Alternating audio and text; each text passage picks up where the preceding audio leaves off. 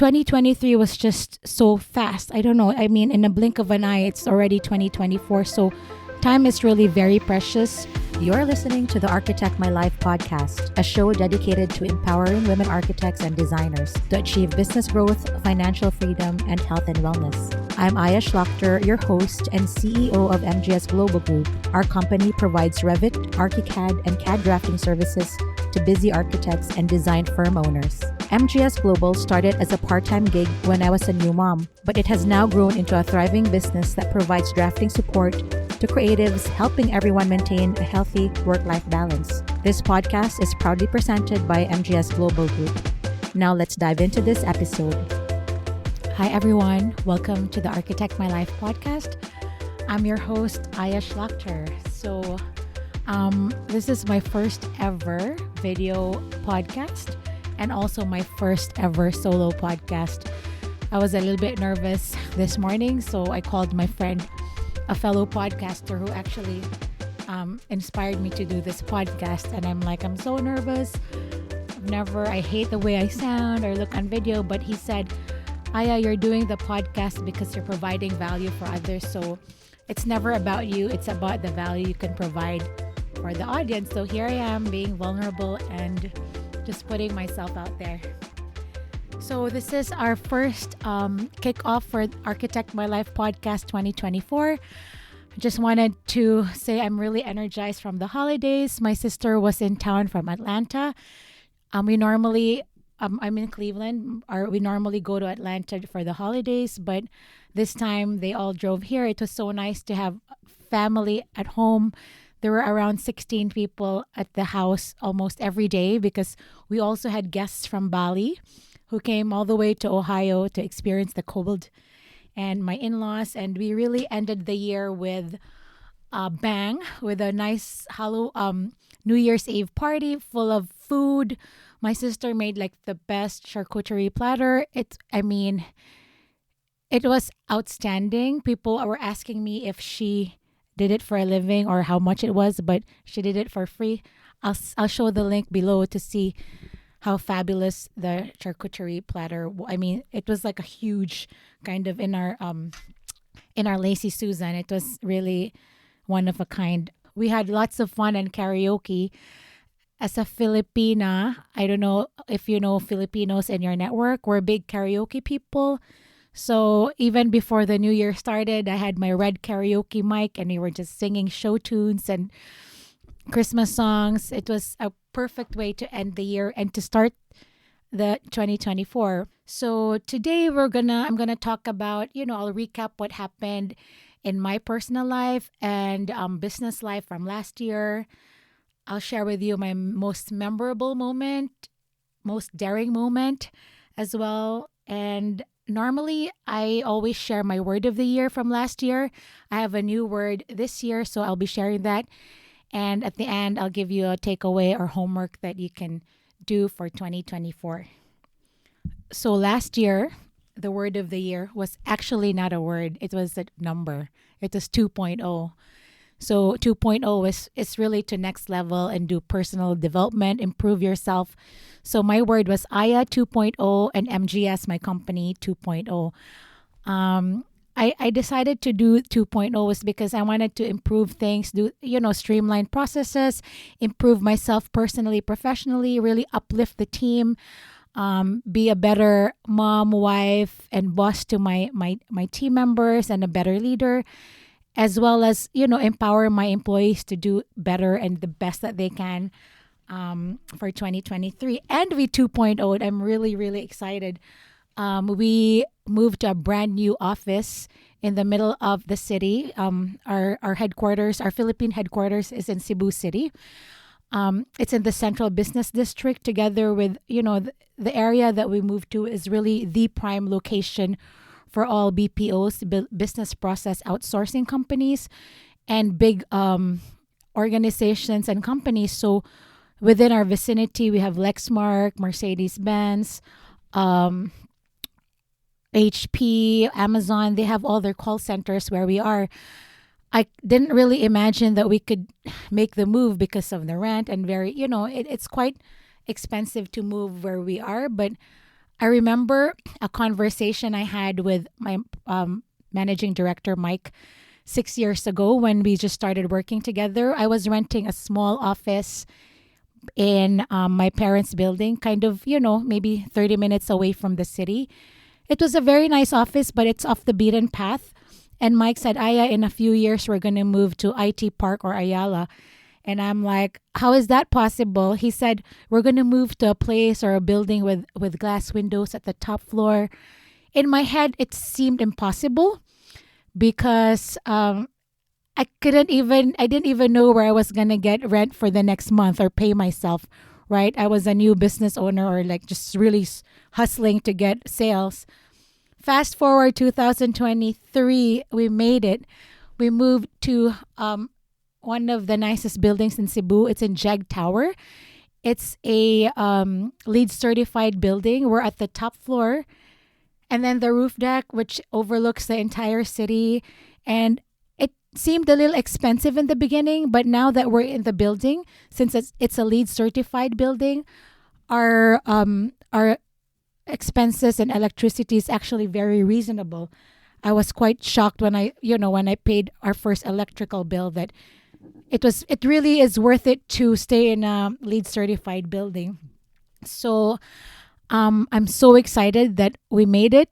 And one of the things about getting, having an office in a nice location is having talent. It's easier for us to acquire talent, right? When people like fresh grads find out that we're in Ayala Center and that we're like this cool like drafting company, offering architecture support to U.S. clients, they all want to, apply. If you're, they wanted to apply and be in a nice location, in a nice office. And this actually has really helped support our growth.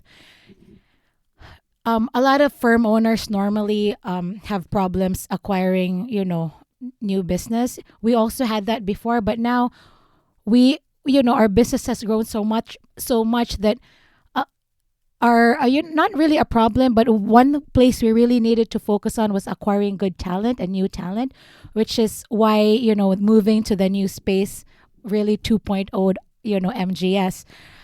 2023 started with 23 employees or around 20 employees. And now as we close 2024, we're nearing 40 employees. So that was a big jump. And it's a testament to all our clients who really trust us and have been working with us forever, for years. I have clients from, day one when I was still not incorporated as a sole proprietor, as well as our team members. My first employee, Ken, still with me, and now we've grown. And it's such a wonderful place to see, we call them the OG, the old gang, and the new team members collaborating. It's such a wonderful place for education and learning and collaboration because one of the things that I really wanted to implement in MGS is to share resources and transfer information. What does that mean? We have interns that are, not yet out of, are still working to graduate architecture school. We also have people with 3 to 5 years of experience. And we have people like Ken and I with 10, 15, 20 years of experience. So we organized, like some Slack channels that are dedicated to professional development. And since we are a drafting company, we are on top of the trends in terms of building technology. What are the latest, window installations, the latest details in terms of construction. So our Slack channel is quite busy sharing information, and it's a great way to empower our young graduates so that they know that when they're working in MGS, they know that they always have a resource to go to and they're never alone. So that's also one way MGS has 2.0'd, our learning, right? Just to empower, education is power and knowledge is power. So I want people to come to work knowing that if they don't know something, they can always ask people, and we're very accessible. We have an open door policy in the company. So that's that. The MGS 2.0 new building. I've posted a lot about that. Personally, I applied to speak at the Women's Leadership Summit, AIA Women's Leadership Summit. Um, I actually have never spoken in a major summit before. I've done a lot of speaking in virtual summits and small groups, but I figured I'll try and apply to become a speaker in Boston for the Women's Leadership Summit. And I applied for a 3 hour workshop. What was I thinking? A 3 hour workshop, and I'm not even an educator, but I applied and I got in, and I was like, what? So we did a 3 hour workshop in Boston, and I brought my colleague Rachel Klingman, who helped me workshop the event. It was it was a lot of preparation. It took me 5 months to prepare all the content for a 3 hour lecture, but that's not it. I actually did something very unconventional, I suppose, to prepare for that. I have a little bit of stage fright, and I became a backup singer to get over my fear of speaking and being on stage. So a few months before the event, a friend of mine, musician, asked me if I wanted to do backup singing for a local band in Cleveland. He called and he said, "Hey, do you want to do backup?" And I immediately said yes. He's like, "What?" He thought I was gonna say no, no, I'm not capable. I just said yes without even thinking twice. What was going on behind? What was my thought process behind that? Was because I knew I was speaking in front of, it was a conference of 600 people. I didn't know how many people were attending, but I'm like, you know what? If I back up sing in front of 200 people on stage, then I can probably do my lecture in front of the Women's Leadership Summit.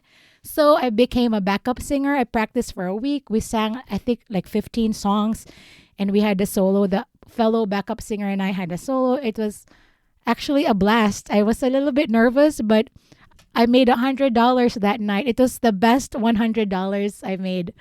So that's one of the things that I did to 2.0 myself in 2023. So it was really a crazy year. Also, in terms of travel, I tell people, I'm out of the country 3 months a year. And, because I actually, Cleveland is where I live and it's my home base. But my office is in the Philippines, and my client, the drafting team is in the Philippines, and my clients are all over the country, and some of them are international. So I looked at my travel stats and I realized I was actually gone for 149 days. I'm like, that's like 5 months. So, but that was not all business, by the way. We went to Puerto Rico for my husband's 50th, Arizona for spring break, and Chicago. So there were some family trips there as well. But 149 days, what? I'm still blown away by that. I went on 11 trips, 7 countries, and 32 cities. So that I'm still, I can't believe I did that, but in retrospect, I'm glad I did. I learned so much. I had the best time. Did 2 or 3 international trips one to the Philippines, one to Australia. I'm trying to build my network in Australia and meet people. And I had a wonderful time in Melbourne. No, not Melbourne, sorry. Sydney and Canberra, the capital where I attended the Australian Institute of Architects. It's kind of like the Australian version of the AIAUS. And lastly, I went to Switzerland to visit the On Running headquarters. And that one was my most memorable trip ever, because I don't know if you know this, On Running on Clouds is one of the fastest growing shoe company in the world. It started out in Switzerland, in Zurich. So I went to Zurich to visit their headquarters. They had invited us to do to just check out the stores, because we're working with On in terms of their store rollouts in the US. So I don't know if people know this, but Roger Federer is part owner of On Running. I think he's 2% owner. I'm not sure, but check it out. Our first day in On headquarters was a bank holiday, and not many people were there. So I think maybe only a quarter of the staff was there. So in the cafeteria, people were fussing like, "Hey, Roger Federer is here." For those of you who don't know Roger Federer, he's like one of the top tennis players in the world. So Google him. But he was standing there in the cafeteria next to me, and I really wanted to take a photo, but I didn't want to be that person to stalk and take a photo. But I'm like, when am I gonna see a GOAT, greatest of all time tennis player in the world? But I kind of controlled myself, so I didn't approach him. So I sat in my seat and started eating, but then he disappeared. I don't know where he went. And after lunch, I found him in the couch waiting for the other owner, the unrunning owner. I forget his name. But you know what I said? This is my opportunity to introduce myself and just thank, and get a photo. So I left my group, went up to Roger, and I said, "Hi, Roger. I'm Aya Shlachter. I'm from the United States. I'm here with I'm part of your on-running expansion team in the U.S." And I told him that I love his shoes, the Rogers, that I wear them all the time. And he was quite pleased. I'm sure he's used to people like me asking for a photo. And we took the photo. And I was so starstruck for like the next week. I was still starstruck. So that was my most memorable moment in 2023, meeting Roger Federer. One of the things too that I've started doing is cold plunging. I mean, I grew up in the tropics and I'm used to 80-degree weather all year round. A friend of mine has been inviting me last year to cold plunge like once a week, and he probably invited me 20 times, and 20 times I said no, until this one time he said, "Why don't you check it out?" I did. I went on the water and everything is history, and I'll tell you more about it later on, and why, and the benefits of cold plunging and why I do what I do. Lastly, for some reason, I've been obsessed with matcha lattes recently. I mean, I try to have a matcha once a day, but that habit can get expensive. That's like $6 for a mediocre matcha. You can buy in a Starbucks or a local whatever cafe nearby. But my good friend Joanne Louis has a matcha store called Oika, and the matcha is amazing. I have all of that equipment: the whisk, the bowl. I have the weight and the heat. The pitcher where you can heat the water at a certain temperature. I bought 3 very high quality matchas. I think it was quite expensive. I think it was like the cheapest was $30 for 20 ounces. But if you really think about it, it's actually very worth it because of the quality. The matcha is ground fresh in New Jersey, but they get all their sources straight from Japan, from all of the top award-winning farmers. So if you are into matcha, check it out, Oika. I'll put it in the link below. But I made a mistake, and my weighing scale, because you're supposed to put, I think, 4 grams of matcha to 30 ml of water, but my weighing scale decided not to cooperate. So I added so much matcha, and it was so thick that when I tasted it, it tasted awful. Like the thickness of the matcha, but I fixed it, added the oat milk, and it was divine. So for those of you who love matcha, check it out. I mean, it is high quality, and it's really one of a kind. I mean, how many people really grind matcha? They even, according to Joanne, they even manually remove the leaves. So it's something that I look forward to on a daily basis, but that matcha I only take on special occasions. So that's the thing, matcha. I don't know why I'm talking about matcha, but anyway. So that was a recap of 2023. I'm still like super grateful for all of the things that happened this year. I really ended the year with a reflection. I received some bad news that a friend of mine, like a few friends of mine, one friend has stage 4 cancer, and another one suddenly passed away. It really gave me time to reflect on, all the blessings that I have with the people and my health, and really like realize that life is so precious. So that's why my word of the year really for this year is special to me, because I really honor some of the people that have left, like my friend who passed away and people who are sick.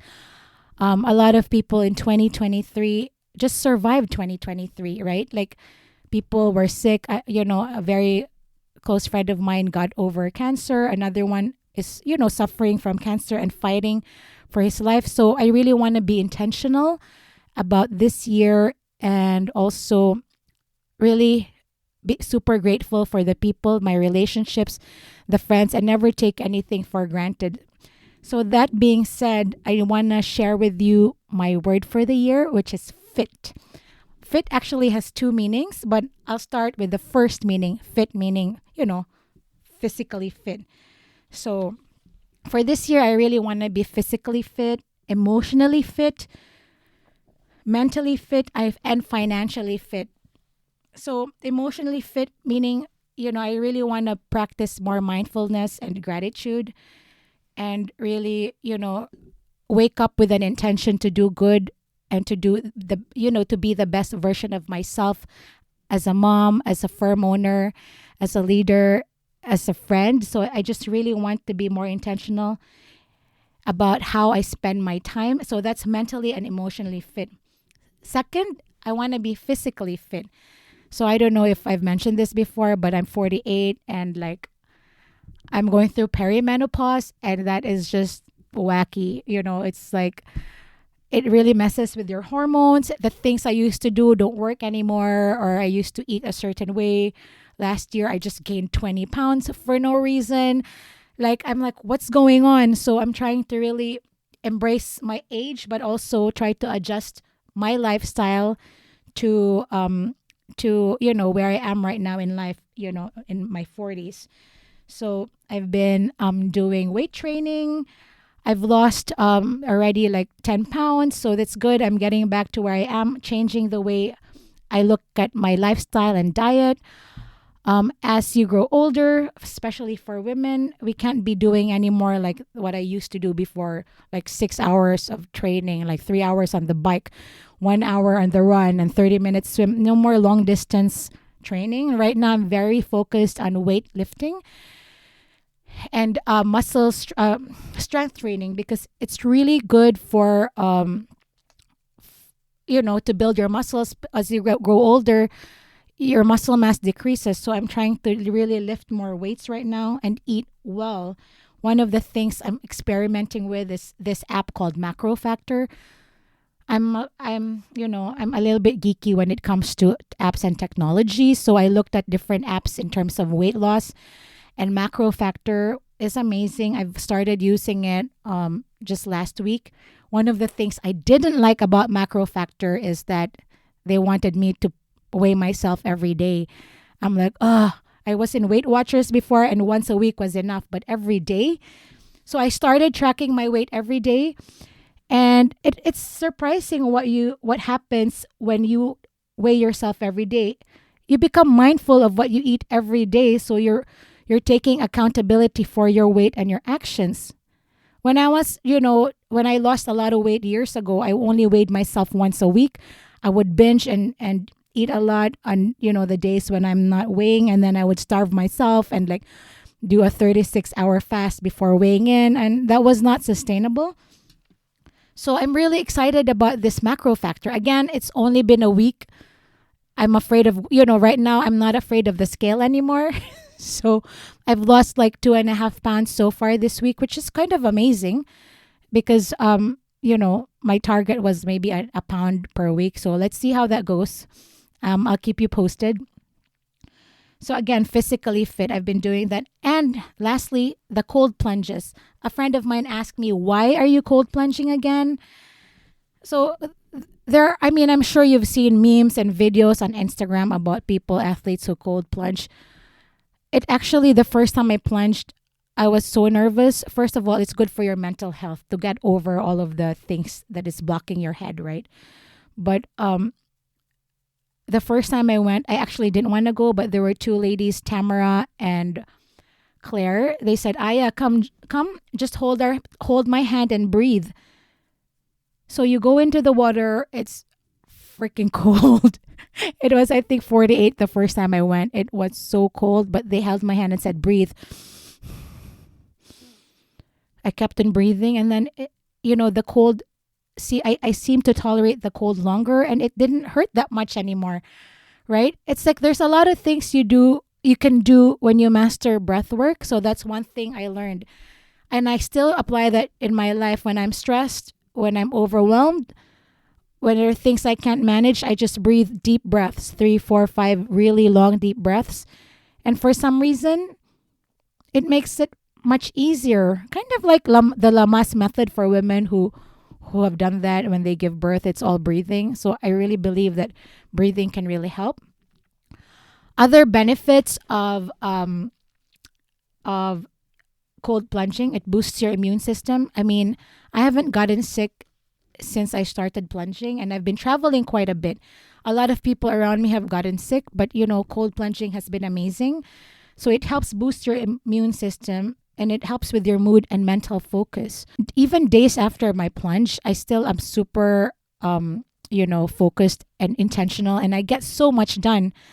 But one of the things too that has helped me was it really helps with sleep. Like I get better sleep when I plunge. I don't know why, but every after a plunge I can sleep like that. A lot of times my brain just won't stop and I toss and turn in bed, but after the plunge it really helps me sleep. I can now sleep 7 to 8 hours a day. Before it was just 5 hours. Another benefit is it increases your metabolism. I think which is why probably I can sleep better because your body is working harder. And the most important, muscle recovery. I've been lifting like 3 times a week now, so it really helps with muscle recovery. So I really try to promote cold plunging. If you're not in Ohio or cold weather, try it at home. Just get tubs of ice, buckets of ice, and stay there for a minute to 3.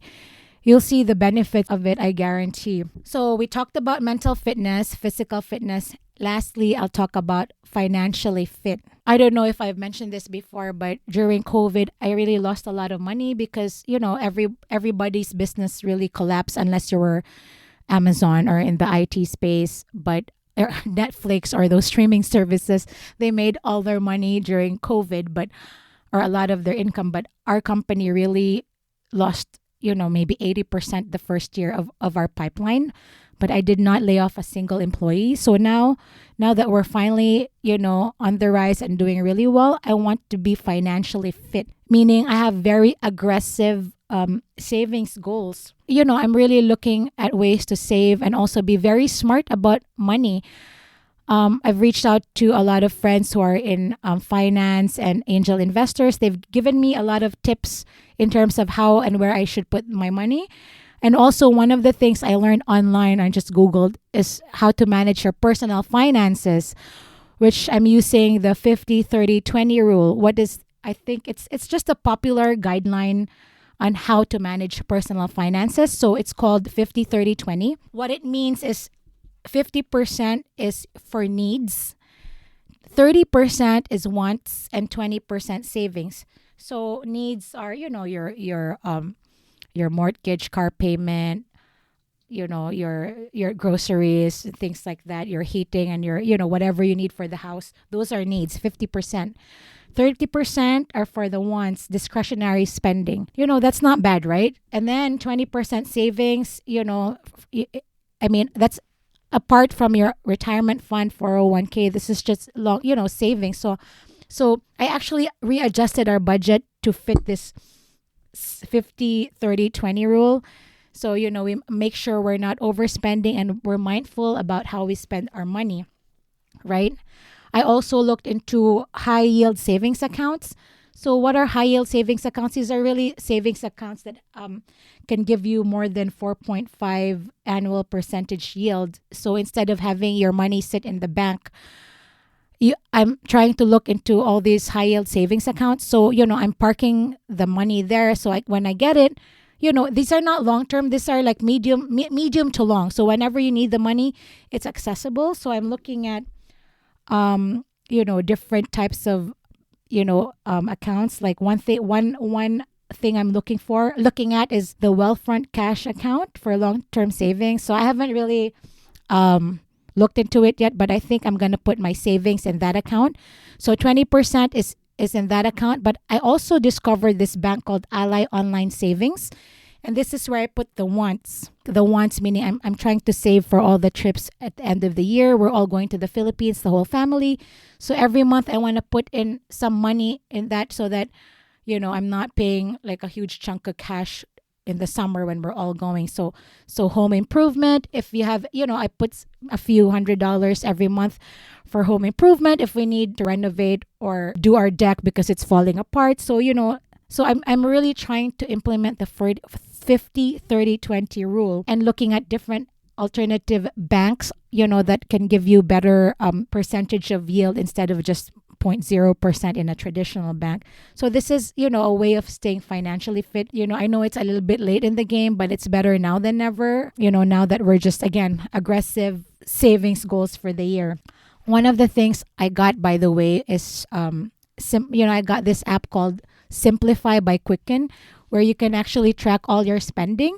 So let's say I have $1,000 for grocery a month, example. So every time I spend, the chart goes down to 250, you have 500 left, 750.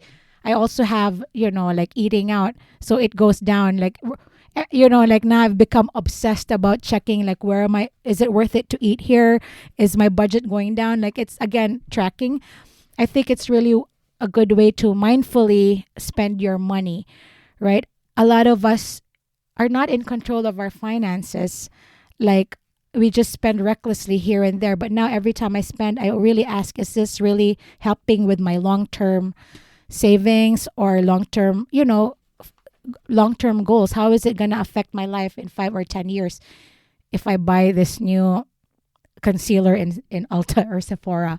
I'm a big makeup person, by the way, so I spend a lot of time in Ulta and Sephora. Now I have to rethink all my purchases. So yeah, the first word is fit, mentally, physically, and financially fit. The second meaning of fit is an acronym. It's frequent, focused, intentional thinking. So what do I mean by frequent, focused, intentional thinking? Our thoughts are really powerful and we must use it wisely. And according to Gary Vaynerchuk, he's this influencer and media person, attention is our number one asset, right? However, people have very low attention spans. So my goal really is to be very intentional about my thinking, as well as being intentional about spending, intentional about time management, and intentional about relationships. There's so much noise out there. You scroll on social media, you just go down the rabbit hole. For me, it's like memes that will lead me to makeup videos, that will lead me to more makeup videos, and then me going to Ulta, right? So now I'm trying to cut down, on social media and the memes and just really stay focused, especially as a firm owner and leader. I need to really stay focused. There are a lot of decisions that need to be made, hard decisions, I really need to block out a lot of the noise. Intentional about time management. I love this. I'm a Filipina. I love people. It's like I like to have parties every day if I can have people in and out of the house all the time. But I need to learn how to say no. So, because there's a lot to do. There's a lot that needs to get done. I'm sure you guys also have priority lists and task lists, but kind of procrastinate. So I'm trying to say no to a lot of things so I can say yes to the things that need my attention and prioritize my tasks. I'm not a perfectionist. I don't really spend a lot of time making everything perfect, but I want to make sure I do the right things when it needs to get done, right? It's working smart, not working hard.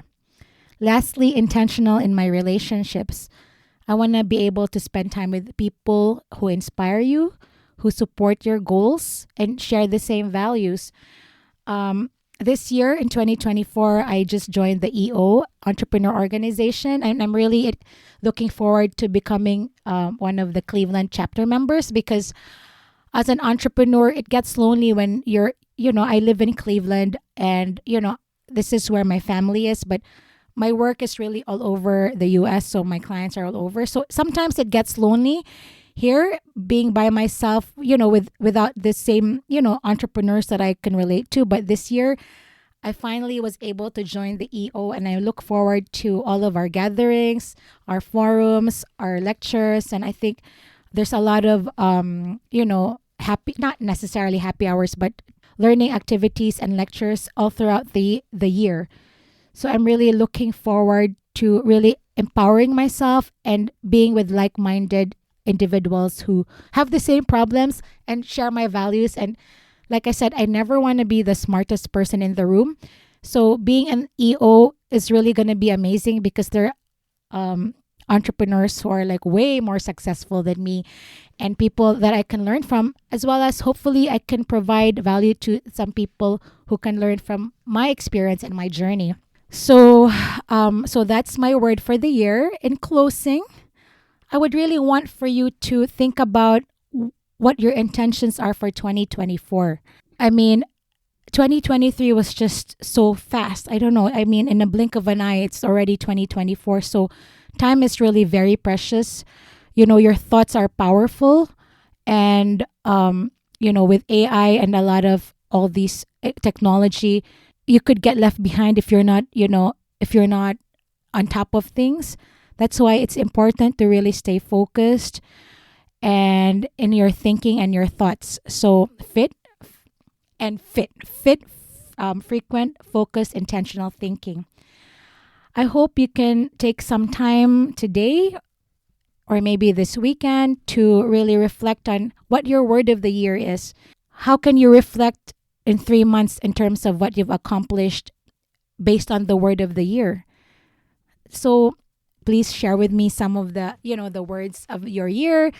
And maybe if you had words from last year you want to share with me. But as we are starting the new year, yeah, think about that word that will be like your North Star, like your navigation to 2024. You'll be surprised at how, your mind can really do the things that you want. Your mind can really control your thoughts, and thoughts can become really, it can become a reality. Like what I did with the 2.0.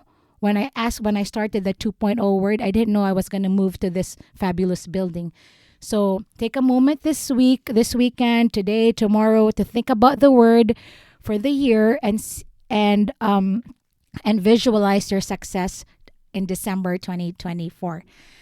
That's all, folks. I hope you enjoyed this podcast. Thanks so much for listening to this episode. I hope that I was able to inspire you to think about your word for next year as your North Star and as your navigation system as you try to establish your personal and professional goals for next year. So would love to hear from you and maybe send me an email or, in the comments below. I would really, really enjoy hearing from you in terms of what your goals are for the year, your word of the year is, and just general chat. I'm open to meeting new people, especially the people who are in the Architect My Life community and network.